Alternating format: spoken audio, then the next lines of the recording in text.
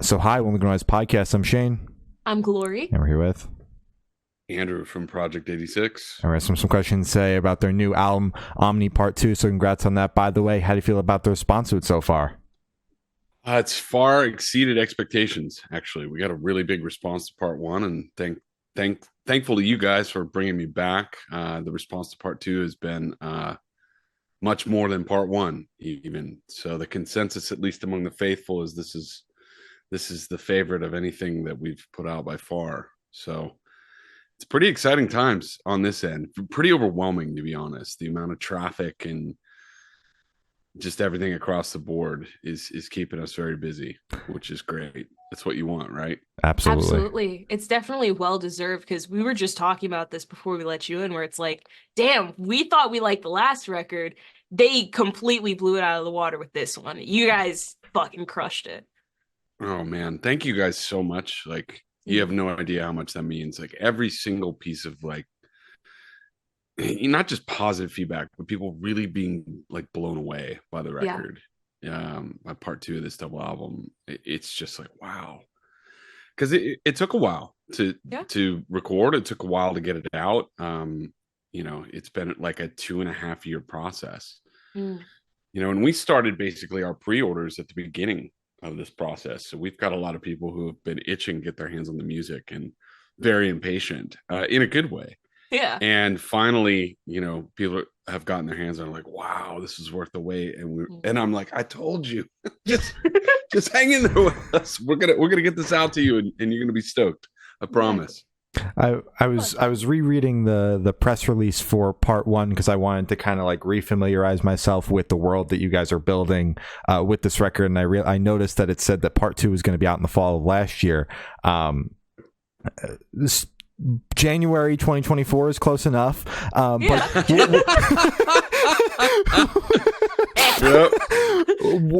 was there any sort of delay on the back end, or was it just like natural kind of progression of like, we had to make this perfect and that's why we're here now talking about it? I can walk you through all of it. Please do. It is not one thing. First of all, everything, I don't know if you guys have noticed this or not, but since we've come back from pandemic times, everything moves slower. Yeah. It just does. There are less people working. The people that are doing stuff seem to be doing twice as much and therefore are less available. They're booked further out, blah, blah, blah, blah, blah. So I remember we were getting into writing and working on Part 2.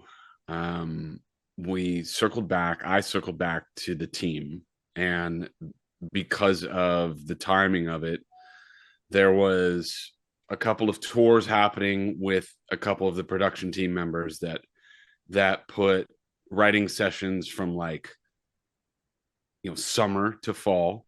And then we circled back a couple months later, and it was like, oh, let's just, the holidays are coming up. There's no way we're going to be able to work on this over the holidays. We're going to have to do this in March. You know what I mean? So just like that, August became March. Yeah. With like two of the production team, two of the main collaborators, engineer, and, the key pieces of the puzzle. So that was however many months that is right there, 7 months. Right. And then we get into it, and March becomes May. And then we had two different people mix the record.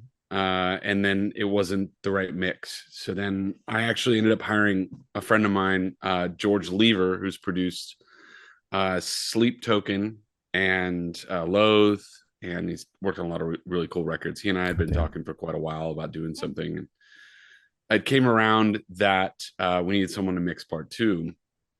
Originally hit up Bo, who mixed Part 1, Bo Burchell, who plays in Seosin, and very, very awesome dude and great producer and mixer. He just wasn't available. So we hit up George, and it was like, he was the third one to mix it, and the previous mix process had taken another 6 weeks. So now we're in June. Okay. So I just got you from August to June. Yeah. Okay. And is this June of last year, or is this June of? Okay. June of 23. 23. Okay. So we're starting in 22. Okay. We started in August of 22. All right. It's like, okay, let's take a couple months. Let's work on, we had a bunch of ideas and songs already too. Okay, let's start working on getting all the songs together for part 3. Let's record these in the fall and get them out around the holidays. You know what I mean? And so this is just a recap of what I just said. And it was like, no, we can't work on this until late fall. And then it was, oh, we can't do it now. We have to wait till after the holidays. We got to reconvene in March. March becomes May, and then we get into mixing, lose another 6 weeks. Now we're at June, July. Okay. Finally hired George Lever, who's one of my first choices to work with anyway. So would have probably saved 6 weeks just by hiring him off the bat. We were mixing it in-house, and it just didn't, it just wasn't at the level of part 1. You know what I mean? Went to Bo wasn't available, so we went to George. And we started with George, and we knew right away that it was going to take a while. The biggest obstacle is he's in the UK. So we would get a mix, we listen to it, we get notes, he's done with his day, we're getting the mix at 9 a.m., right? Which is the end of his day, pretty much. We have to listen as a band. It takes a couple of hours to get our notes together and such, get those back to him. Well, he's almost ready to go to bed. So this is every day. So like we're not being able to make any revisions in real time.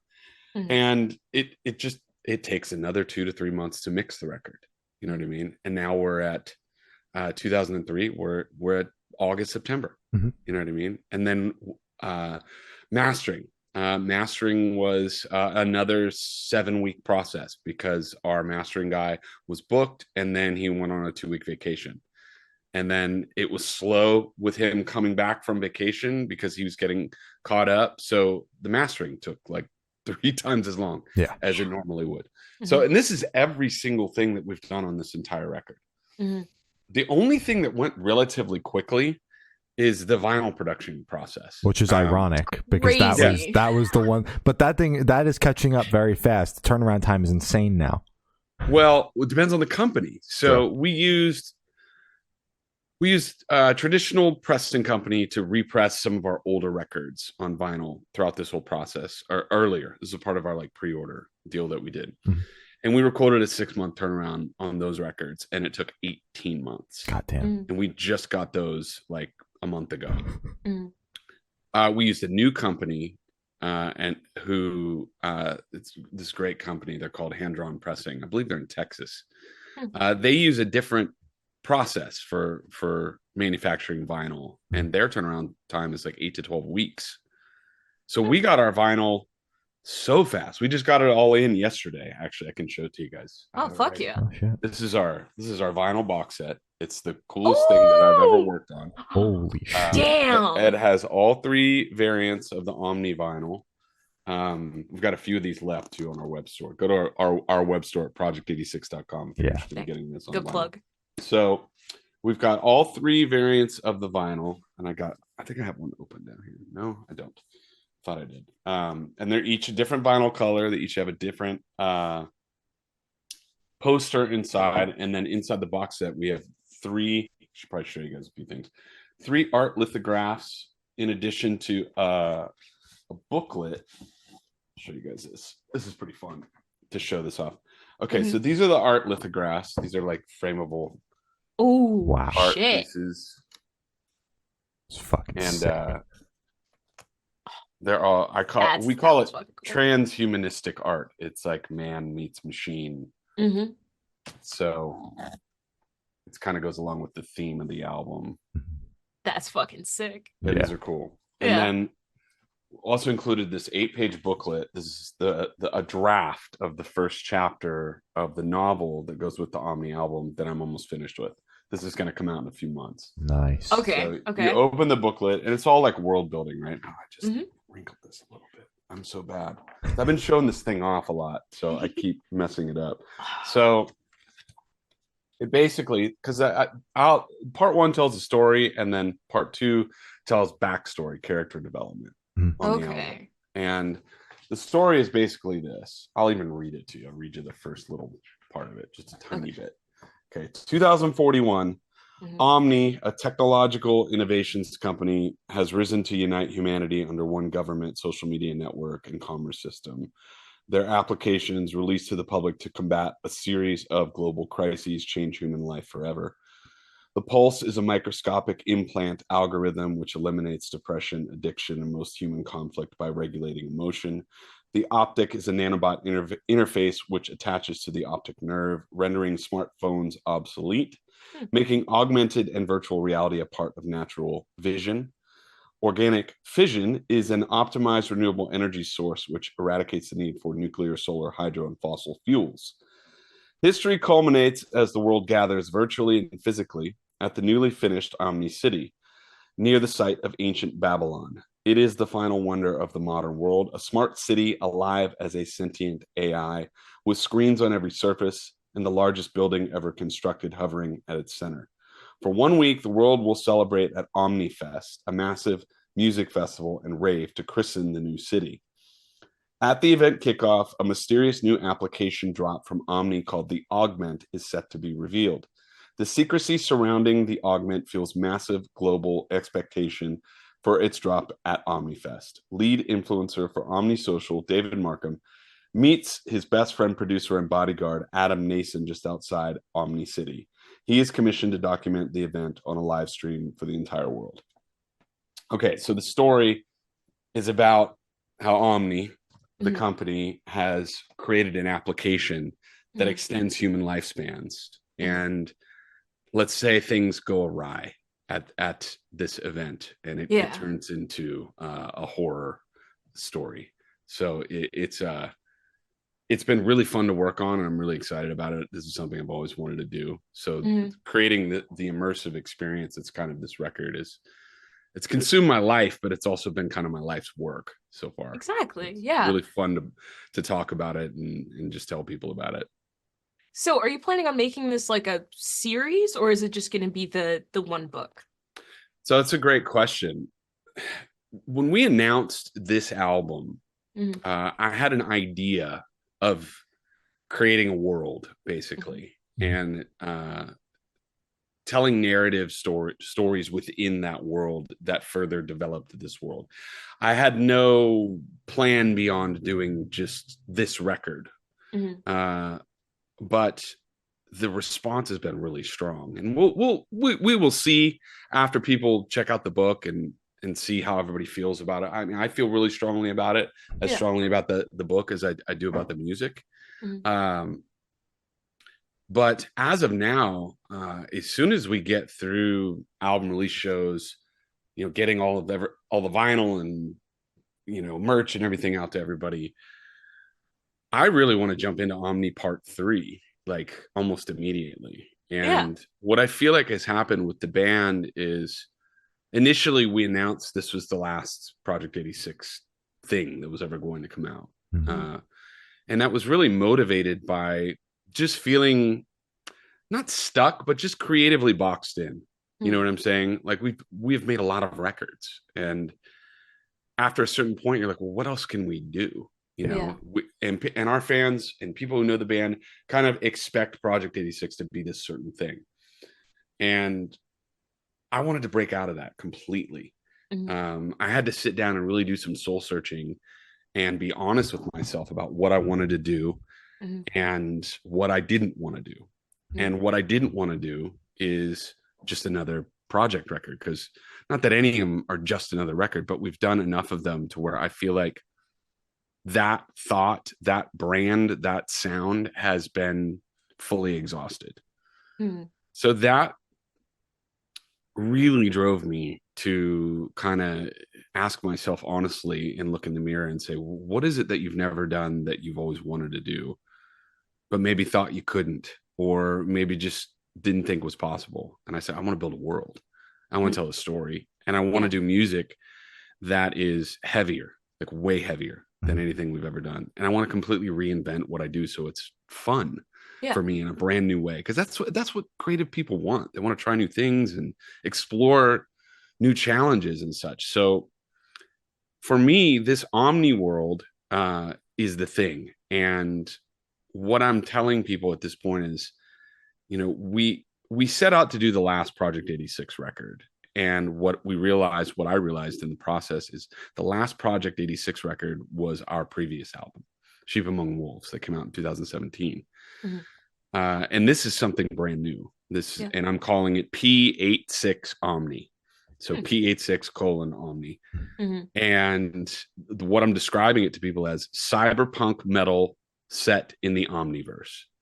Huh. And so every successive thing that we release will be another piece of the world building and story puzzle of this thing that, I've been crafting. So this sounds really fun and exciting to me.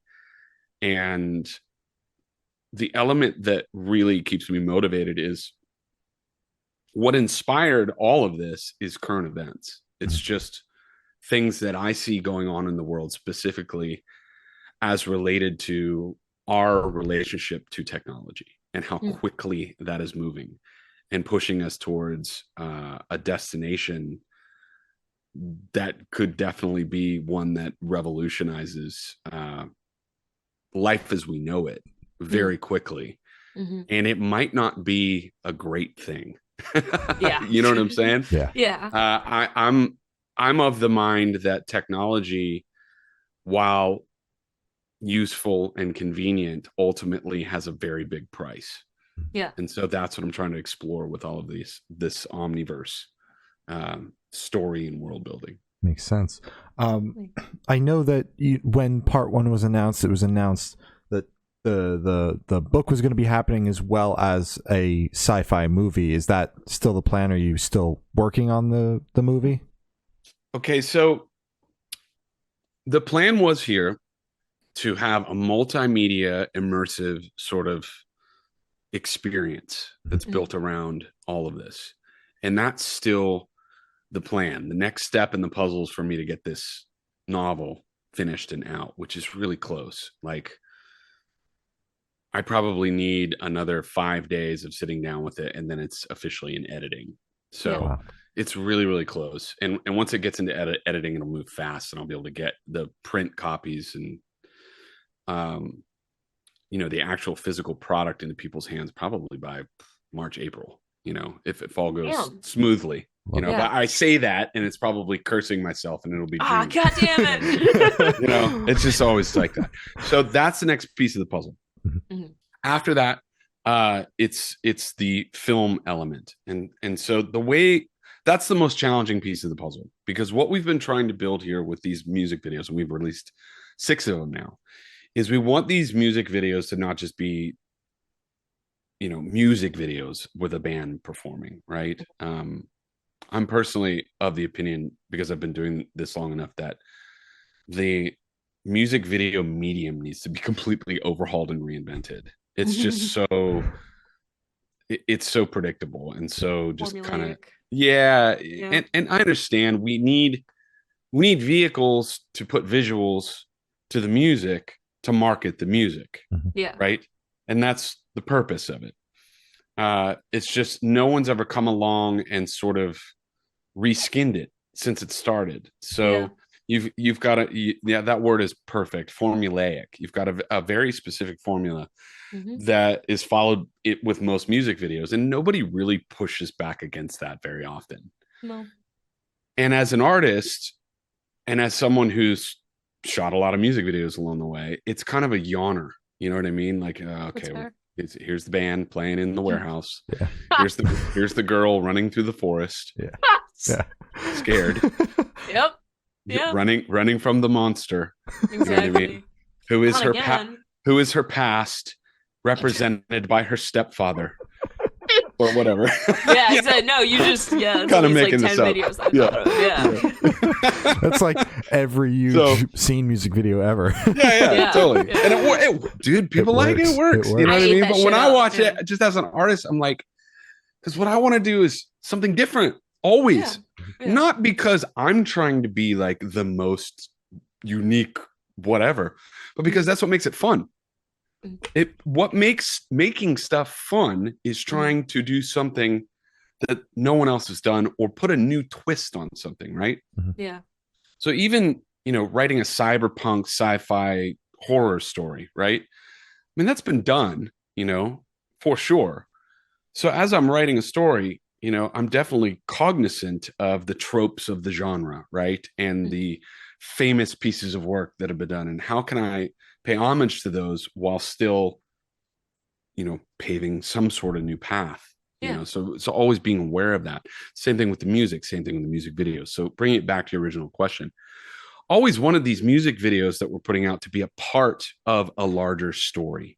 Mm-hmm. And so the idea was we're building a visual album basically by releasing these music videos. And so we go to our I have this fantastic inner circle on our Patreon community.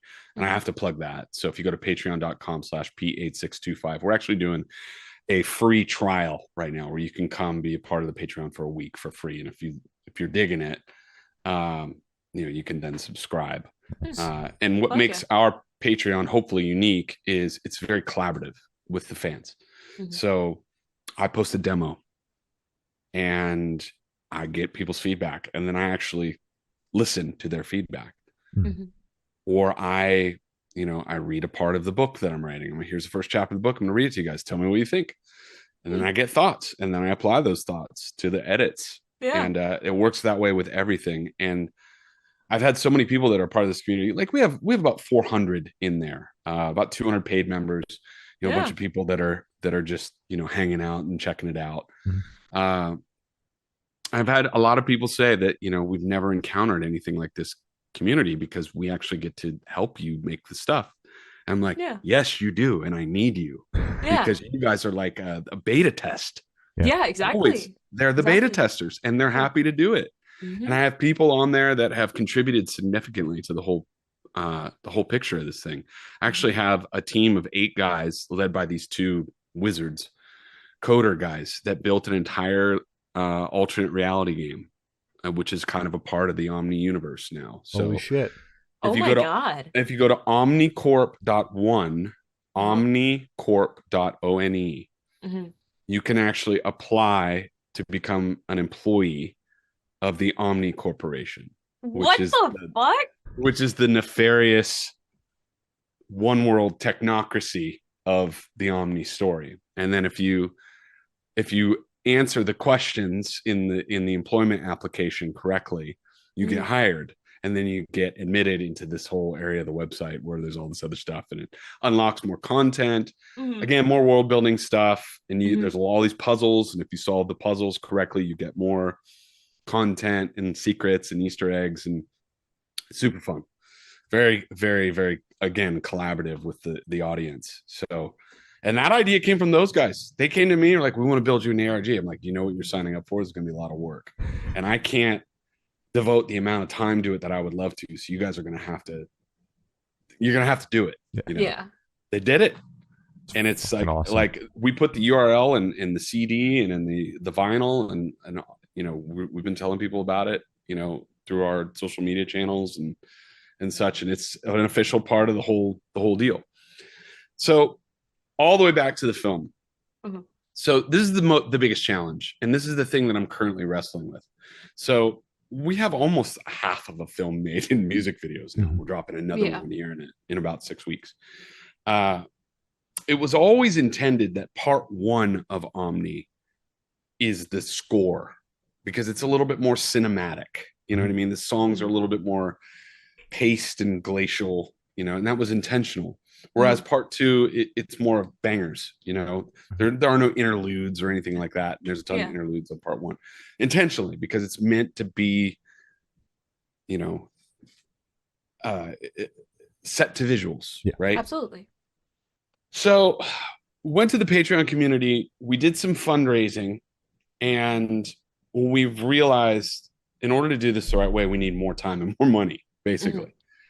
And so we've met with all these executive producers of the film, and we have regular meetings with them. And basically what I've discussed with them is, look, we're going to have to do a couple more fundraisers in order to hire the people necessary beyond just our video director and camera guy to really do this the right way. What I would like to do is repurpose this into a pitch for a full-blown film, rather than a visual album. And so what I'm building right now is a glorified sizzle reel, or a pitch reel, that includes 3D environments built in Unreal Engine, that includes a book, that includes music, you know, that I want to then take, led by this book that I've written, which I honestly feel like is the strongest piece of media. Because I'm a writer first. I'm a front man and lyricist and performer second. I'm a writer first. That's just my skill set. Yeah. That's the thing that I love the most, is writing. Yeah. So I want to lead with the story that we've written and also all this media that surrounds it. And I want to take this to someone, or a studio or a screenwriter or an agent, and say, look, here's your sizzle reel, here's your pitch, you know, here's your book, you know, get this in the hands of someone that can turn this into a real film. Yeah. And let's see how we can go about raising real money to make this into something like that. And so presented that to, you know, the people that participated in the initial round of executive production and funding, and they're all on board. Basically, they're just like, we trust you. We want you to do what your vision is. You know, we want you to execute your vision. Exactly. So right now, I would say the film idea is only put on hold because we're kind of aiming higher than just, you know, shooting music videos for every song and connecting them, you know. So it's on hold, but I really feel like we can do this for real, even if we make it as an, you know, as an independent. We have a very well developed product here, and a pretty established world. And I think this can get legs if we get it in the hands of the right person. So absolutely. And the other thing is, you're on a timetable with your album cycle, right? And so that's the other challenge is, okay, if we're doing a full-on visual album and this is coming out as connected to this album cycle, then we're on the clock. And it became very apparent that it's very difficult to market an album, do separate music videos, fulfill the album, do all the things surrounding the album, and at the same time give the attention needed to a film that you're making or a visual album that you're making alongside all of that, and have it be the quality that you want it to be. That's been the challenge, and get it out so that people are still paying attention to that album. You know what I'm saying? So we would need to deliver this because it's based on part one, which came out a year ago. So in order to connect it to this album cycle, it has to come out in the next 4 months. There's no way. There's just no way. Not enough money in the world to make that happen. No, not to do it well. Yeah. Well, there you go. If you want like a still frame slideshow, you know what I mean? You can, easy done. You can get that. You can get that. Exactly. That's about it. Yeah.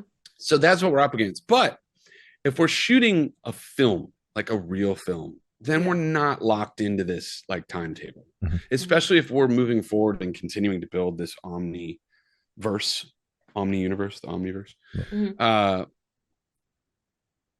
This can come out 3 years from now. You know what I mean? Yeah. And if we do it the right way, it will totally still make sense from a timing perspective. Absolutely. Right? Absolutely. So that's where we're at with the film right now. And, you know, I'm the type of person that I really like to deliver the things that I promise to do. But I also,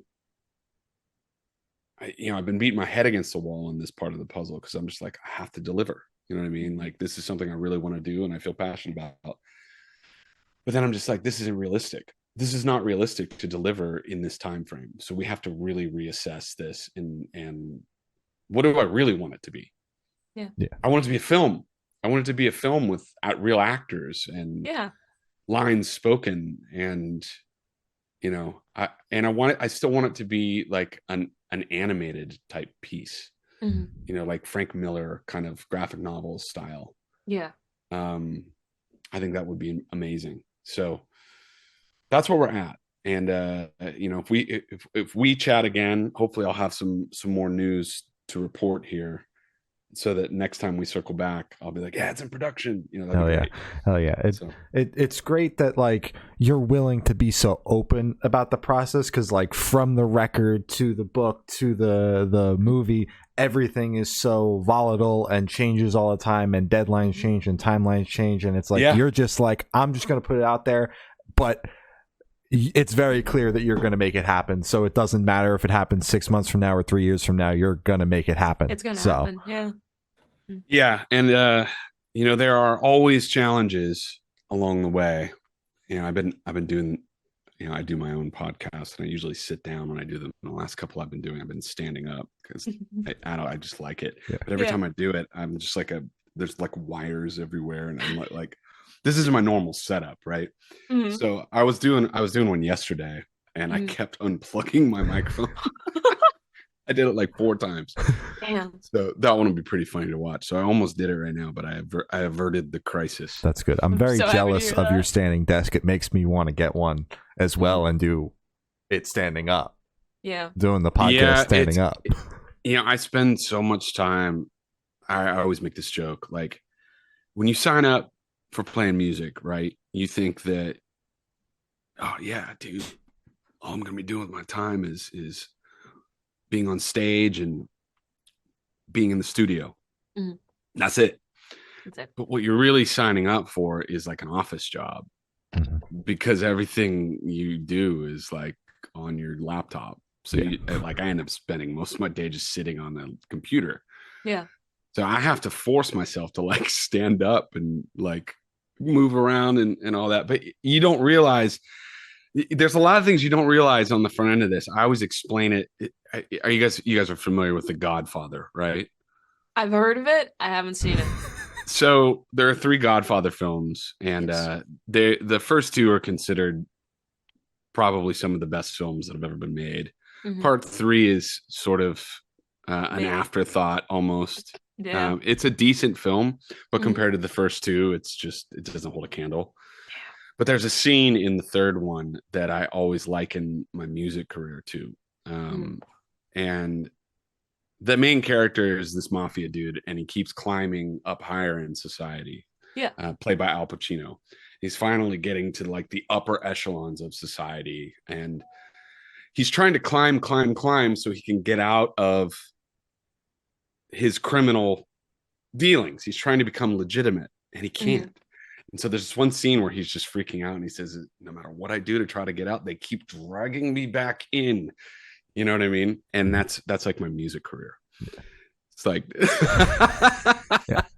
like damn. So yeah, that's a sidebar, but like that's how I feel about this whole OMNI thing. Is like, this is me exiting. I'm out. Yeah. You know what I mean? Nope.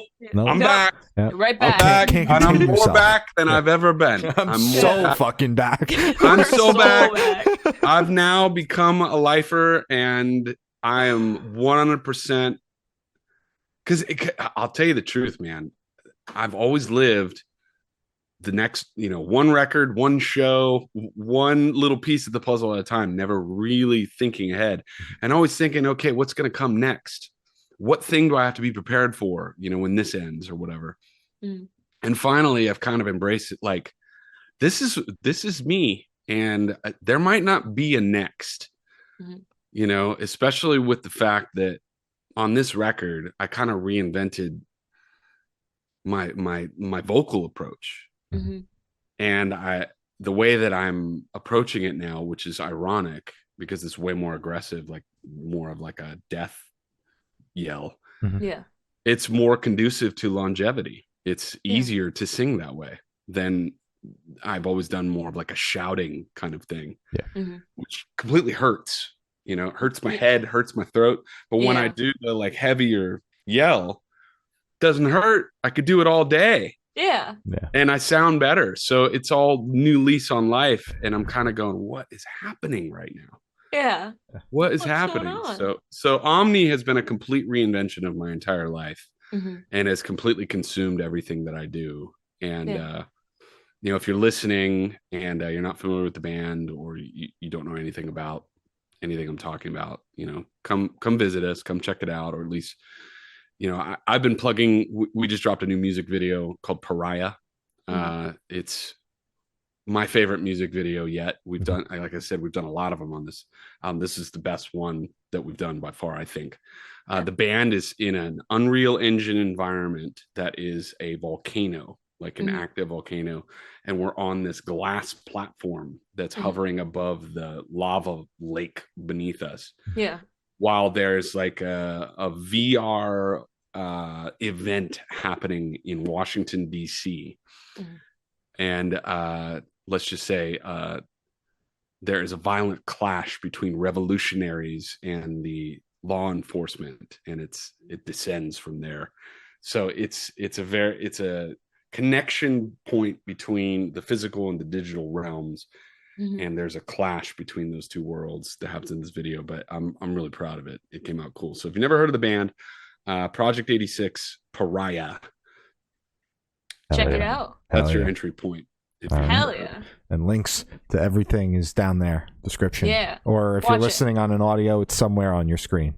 Exactly. Somewhere up there, yeah. Oh, yeah. So how do you recommend your fans to listen to this album for the first time? Should they play it in the car with friends, dark with headphones on? Should they work out to it? What do you personally recommend? That's a good question, man. And I think part one, because this is a double album, part one is a headphones experience that should be done sitting down, focused while reading the lyrics. Or when this book is finished and out, background for reading the book. Right? Oh, yeah. Part two is 100%. It has to be loud in your car, and you have to have a good system in your car so you can experience the low end. The low end on part two is so dialed. I'm in love with it. Or definitely at the gym. For sure. Yeah. For sure. Yeah, on the gym. Oh, yeah. All right. So how'd the track list for the album come about? Did you write the opener be the opener, close be a closure, shuffle and see what fits? What was that process like? Well, part one was mapped out in advance. So this is going to be the lyrics to track one. This is going to be the lyrics to track two. This is the type of song it's going to be. Track one needs to be a slow burn build that's dark and ominous. Track two needs to be a banger. Track three needs to be kind of a journey. Track four is our doom heavy song. Track five, blah, blah, blah, blah, blah. Yeah. So it was all sort of pre-scripted. And I'm just, we're just executing. Part two was broken up into 2 EPs, right? And the way that we basically build this to the fans who are paying attention to the process is we're going to do EPs that represent the sonic ends of the spectrum of part one. So part one is it's kind of like an electronic alternative metal, basically. So let's do one that's a little bit more digital leaning and one that's a little bit more like just straight metal, like in the sense of like doom metal, death metal, gore metal, just really sludgy, really thick and nasty, right? Ugh, yeah. So those are the 2 ends of the spectrum of part one, and so that's why we have like a triangle logo. So 3 pieces, of the Omni part 1 and 2. As we were writing, it was the opposite of part 1 in many ways because it was a moving target, especially the digital side. I didn't know what song we had. All these songs we could have taken in a lot of different directions, and I just wanted to choose the best songs that we had. It just turned into banger, banger, banger, banger, banger, banger, banger. You know what I mean? I just wanted. I did, and I'm like, this will be a cool contrast because if there was one complaint about part one, it was like there's too many interludes. It's like it doesn't.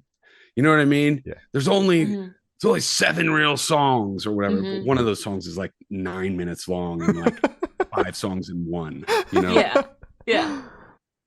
And I'm just thinking to myself, just be patient and trust me. Yeah. You know, we're going to get there. You're going to be stoked. I promise. Mhm. Promise.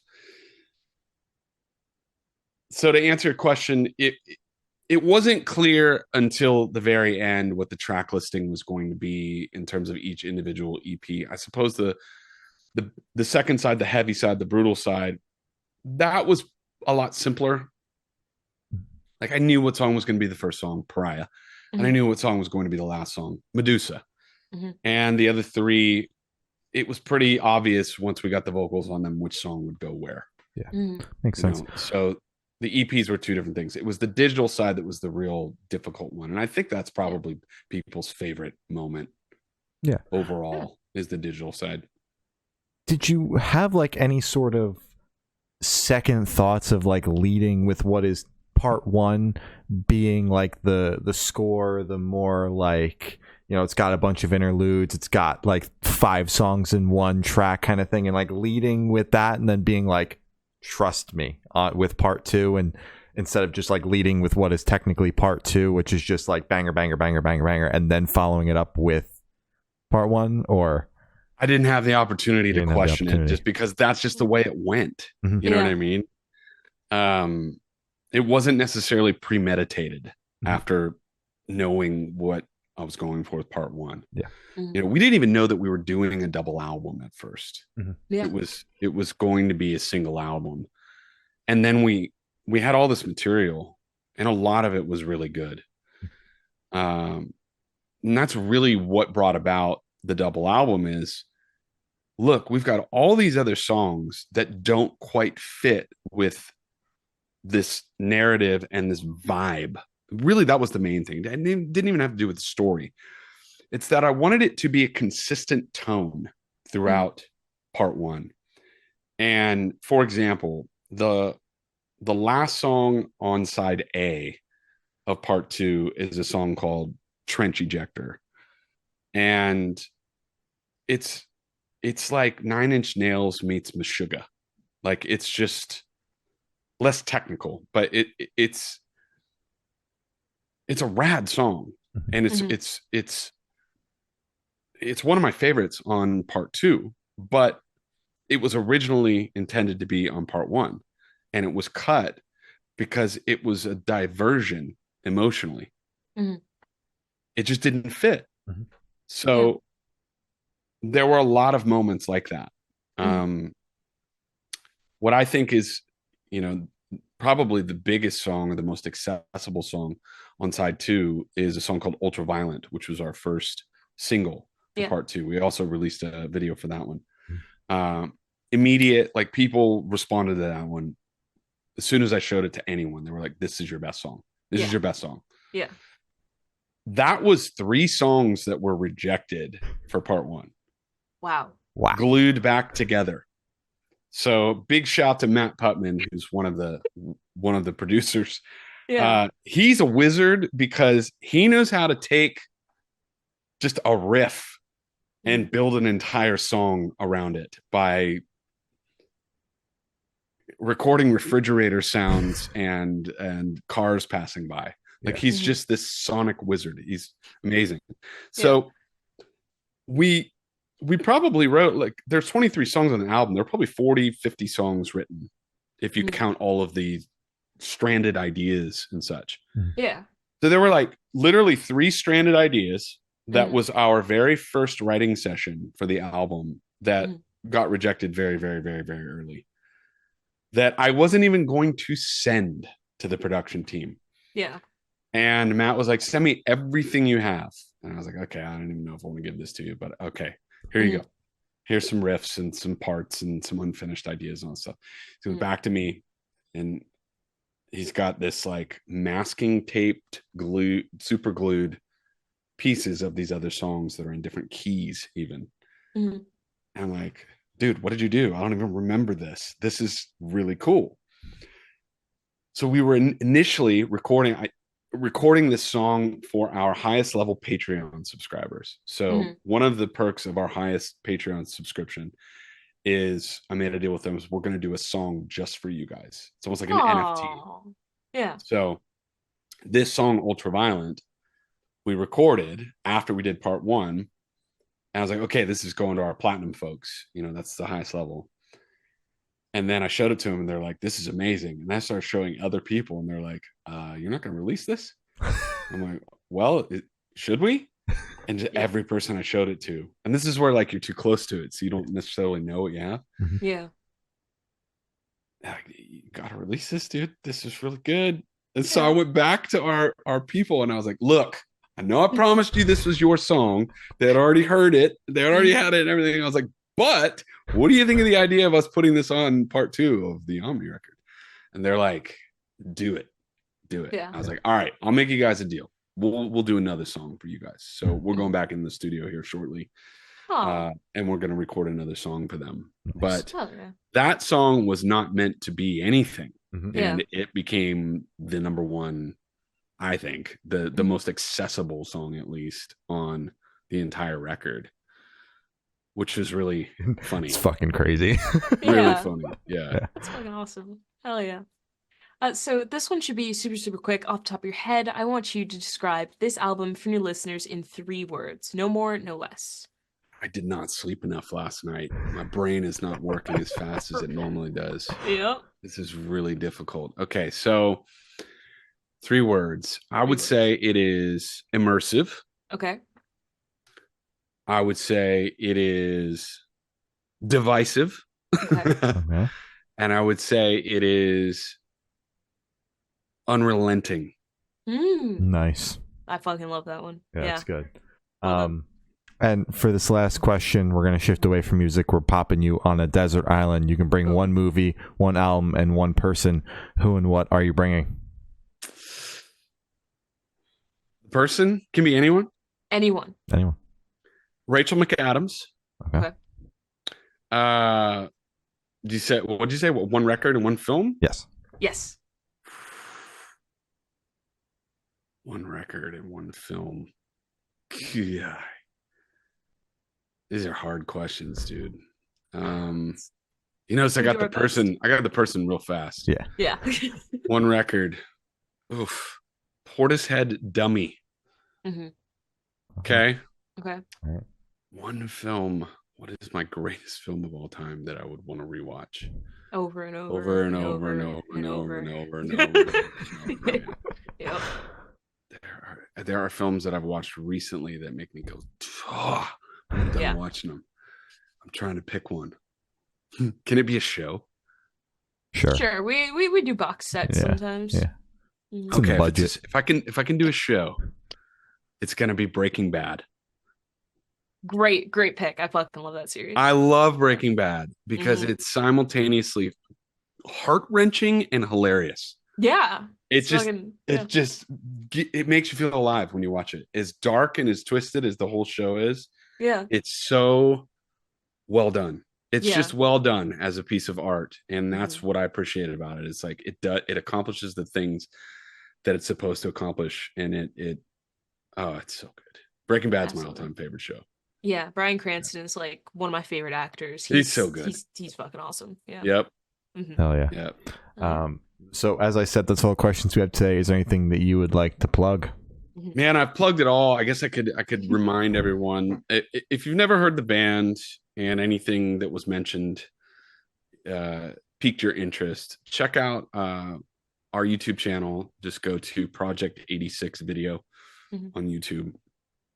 The pinned video there is Pariah, which is our latest music video. I would love for you guys to check it out. It's kind of an animated world, and it's a world. A big shout to our director Adam Standen.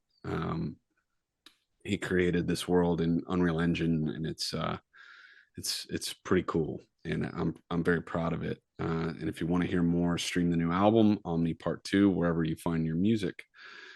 And you want to go further, visit us at project86.com or patreon.com/P8625.